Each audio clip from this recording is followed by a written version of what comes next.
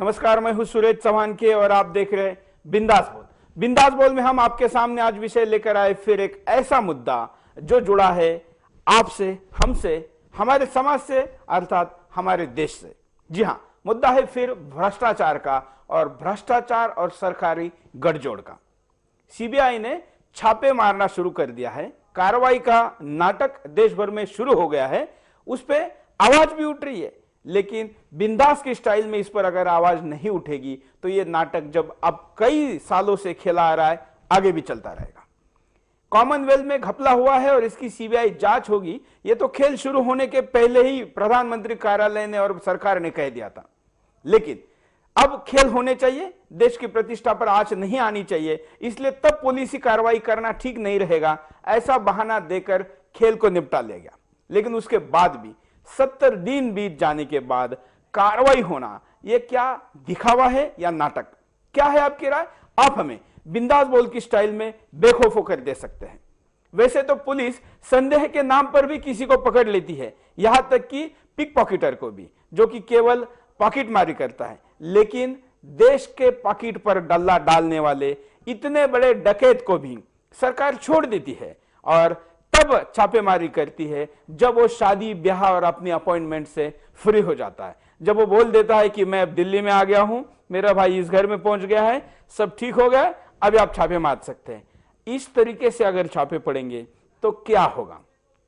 नीरा राडिया और राजा के बारे में भी यही हो रहा है। इसलिए आज के बिंदास बोल का विषय है कि क्या सीबीआई की कार्रवाई महज दिखावा है या देश के साथ छलावा है? क्या कहना है आपका, आप बताएंगे। लेकिन पहले नजर डालते हैं मुद्दे पर। शुक्रवार ठीक 7 बजे से सीबीआई का सर्च ऑपरेशन शुरू हुआ। आखिर 70 दिनों बाद सीबीआई ने दिल्ली से लेकर पुणे तक और मुंबई तक कलमाड़ी के सभी ठिकानों पर छापे मारे। उस वक्त सुरेश कलमाड़ी अपने दिल्ली वाले घर में ही थे और मुस्कुरा रहे थे और जांच में ए राजा की तरह पूरा सहयोग देने की भी बात कह रहे थे।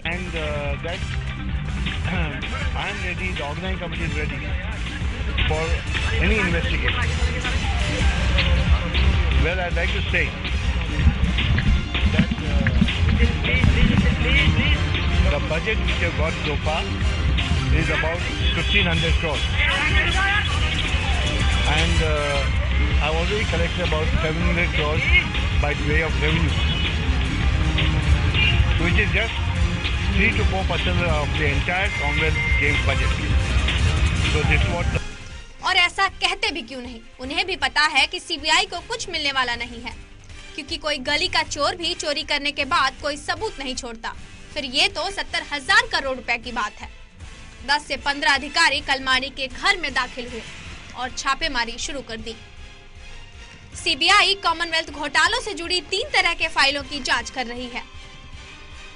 यह तलाशी क्वींस बेटन रिले के लिए वीडियो स्क्रीन लगाने के ठेके में हुई अनियमितताओं के संबंध में 10 प्रकरण के सिलसिले में ली गई। तलाशी के दौरान कई महत्वपूर्ण दस्तावेज मिले जिनकी जांच की जा रही है। पहला, कॉमनवेल्थ खेलों के लिए अनाप शनाप तरीके से दिए गए ठेकों की फाइल गायब है। आयोजन समिति ने जो बजट तय किया था वो कैसे बढ़ गया और उसकी फाइल कहां है? टेंडर किसे दिए गए और टेंडर दिलवाने में किसने किसकी मदद की, उन लोगों के नाम, पते और फोन नंबर की फाइल गायब है। इसके साथ ही सीबीआई ने पुणे में कलमाड़ी के पेट्रोल पंप और कार शोरूम पर भी छापा मारा।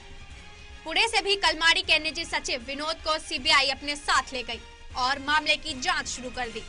पर यहाँ सवाल ये उठता है कि सीबीआई छापेमारी तो कर रही है, पर वो भी गेम्स घोटाले के 70 दिनों के बाद, जो कि केवल सरकार और सीबीआई का दिखावा मात्र ही लगता है। क्योंकि पिछले कुछ समय से देखा जाए तो सीबीआई सरकार के इशारे पर ही काम करती नजर आती है, इसके अलावा और कुछ नहीं। जब घोटालों का खुलासा हुआ तब तो सीबीआई सो रही थी। अब जब घोटाले को 70 दिन बीत गए हैं तब सीबीआई को कार्रवाई करने की सुध आई है। दूसरी तरफ ए राजा मामले में सरकार का रवैया ऐसा ही ढीला रहा है। पहले तो राजा को बचाने की कोशिशें जारी रही और जब मामला ज्यादा उछल गया तो इस्तीफे का नाटक किया गया। इससे तो साफ जाहिर होता है कि सरकार और सीबीआई कार्रवाई का दिखावा कर रही हैं। अगर असल में कार्रवाई करनी थी तो इन खुलासों के तुरंत बाद करनी थी। सच तो ये है कि इन दोषियों को केवल बचाने की कार्रवाई की जा रही है, जिसके लिए इनको पूरे 70 दिनों का समय सबूतों को मिटाने के लिए दिया गया। राजा और कलमाड़ी के घर सीबीआई छापे बस जनता को गुमराह करने के लिए दिखावा मात्र लगते हैं, क्योंकि 70 दिनों बाद अगर सीबीआई को कोई सबूत मिलता है तो वो रेत में तेल निकालने जैसा ही होगा, जो शायद ही मुमकिन हो। आप देख रहे हैं कि कलमाड़ी का जिस तरीके का जवाब मीडिया के सामने कलमाड़ी दे रहे हैं, चेहरे पर लाली है, खुशहाली है और जो स्माइल दे रहे हैं, हंस रहे हैं। देश की जनता के मन में दुख है, रो रही है हमारे संविधान पर, हमारे सरकार पर और सरकार की नीयत पर। लेकिन हम रोने वाले दर्शकों के चैनल नहीं है, हम तो बेखौफ होकर बोलने वाले दर्शकों के चैनल है। इसलिए रोइए मत, ऐसे चीज के खिलाफ नजरअंदाज भी मत करिए, ऐसे चीज के खिलाफ दिल खोल के हिम्मत से बेखौफ होकर बोलिए।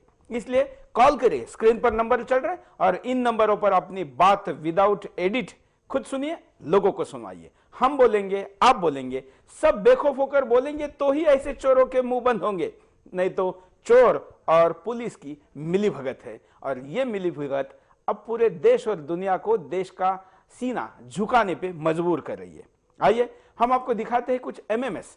हम कल से बिंदास बोल में एमएमएस शुरू कर रहे हैं और कर चुके हैं। कल भी कुछ एमएमएस लिए थे, आज भी लेंगे। हम आपको भी बता रहे हैं कि स्क्रीन पर चल रहे एमएमएस के मोबाइल नंबर पर आप अपने मोबाइल पर वीडियो को मैसेज में टाइप करिए, साथ में अपने वीडियो को रिकॉर्ड करिए और हमारे नंबर पर भेजिए।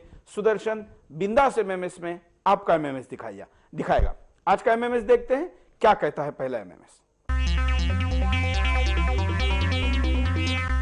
सीबीआई अब तक इस घटना की तह तक क्यों नहीं पहुंच पाई है? वह किसके इशारे पे नाच रही है?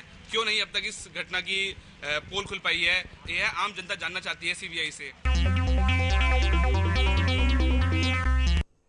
सीबीआई पे सब संदेह उठा ले रहे हैं और इस संदेह का मुख्य कारण है 70 दिनों बाद छापे। अगर कहीं पर कुछ संदेह होता है तो पुलिस वहां पर जाकर आम आदमी को पकड़ लेती है, पकड़ने के बाद उसके खिलाफ कार्रवाई करती है और 2-2, 4-4 दिनों तक पुलिस को बताती तक नहीं, कोर्ट को बताती तक नहीं। लेकिन ऐसे में जब पूरा देश जानता है, जो कि साफ झूठ पकड़ा गया है, चोरी पकड़ी गई है, ऐसी चोरी के कार्रवाई में भी सरकार का ये रवैया कहीं कलमाड़ी के ब्लैकमेलिंग का कारण तो नहीं है? ऐसा एसएमएस यहां पर पूर्वा अधिकारी पुणे से कर रही है। और भी एक एसएमएस है, स्मिता पाटिल कह रही है धुलिया से कि ये सरकार और कलमाड़ी की मिलीभगत का उदाहरण सबसे बड़ा उदाहरण है। यहां पर एक एसएमएस ये भी कहता है कि सुरेश कलमाड़ी ने सीबीआई के अधिकारियों को ही 50-50 हजार रुपए के टिकट, जो गेम की वीआईपी टिकट थे, वो फ्री में दिए थे और सीबीआई के पास शायद अब ऐसा कोई अधिकारी बचा हो जो सुरेश कलमाड़ी के 50,000 के टिकट को जिसने ना लिया हो, जिसने कॉमनवेल्थ का वीआईपी आतिथ्य न लिया हो और अब वो कार्रवाई करने के लिए तैयार हो। कलमाड़ी बड़े चतुर है। कलमाड़ी इतने चतुर है कि उनके एक जमाने के बॉस रहे सबसे चतुर पॉलिटिक्स शरद पवार को भी उन्होंने टोपी पहना दी। ऐसे कलमाड़ी ने यहां मनमोहन सिंह के पगड़ी पे टोपी पहनाना कोई बड़ी बात नहीं है। आइए कॉलर्स को लेते हैं, साथ साथ एसएमएस लेते हैं। फेसबुक और ट्विटर पर भी प्रतिक्रिया आनी शुरू हो गई है, उनको भी लेते हैं। फेसबुक पर प्रतिक्रिया देखते हैं कि क्या कहती है। सोशल साइट्स, जो तीनों साइट्स हैं, फेसबुक, ट्विटर और आर्कुट, इन पर आप अपनी प्रतिक्रिया दे सकते हैं। देखते हैं इन प्रतिक्रियाओं में लोगों ने क्या कहा है। ये कार्यक्रम आप स्क्रीन पर प्रतिक्रिया देखते रहेंगे, साथ साथ में हम आपके कॉल भी लेंगे और इन प्रतिक्रियाओं को हम बीच बीच में कार्यक्रम के दौरान दिखाते भी रहेंगे, फुल स्क्रीन भी दिखाते रहेंगे। और एक एमएमएस भी आया है, उसको भी देखते हैं और उसके बाद फोन लेते हैं। एक और एमएमएस।